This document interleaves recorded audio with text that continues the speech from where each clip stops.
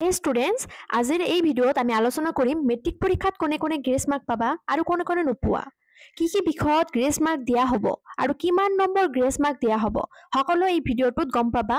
তো ভিডিঅ'টো স্কিপ নকৰি সম্পূৰ্ণকৈ চাই থাকা আৰু যদি আমাৰ চেনেলত নতুনকৈ আহিছা তেন্তে সাবস্ক্ৰাইব কৰি লোৱা।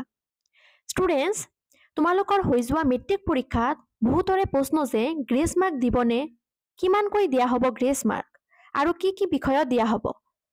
তো তোমালোকক গ্ৰেছ মাৰ্ক তিনিটা সাবজেক্টৰ কাৰণেহে দিয়া হ'ব আৰু টোটেল গ্ৰেছ মাৰ্ক হৈছে 15 মাৰ্কস।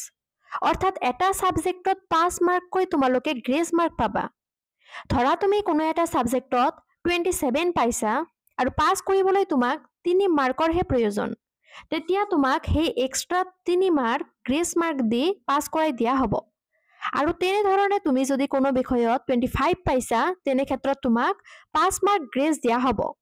কিন্তু তুমি যদি 23 বা 24 পাইছা তেতিয়া কিন্তু তোমাক 6 বা 7 মাৰ্ক দি গ্ৰেছ মাৰ্ক দিয়া নহ'ব।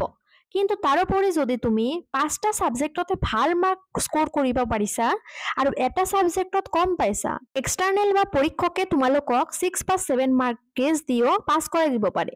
আৰু কোনে গ্ৰেছ মাৰ্ক নোপোৱা বা এক্সট্ৰা মাৰ্ক নোপোৱা, যিসকল তোমালোকে পাছ কৰি যাবা, যিসকল ষ্টুডেণ্টে ভাল মাৰ্ক পাই পাছ কৰি যাবা তেওঁলোকক কোনো ধৰণৰ এক্সট্ৰা বা গ্ৰেছ মাৰ্ক দিয়া নহ'ব।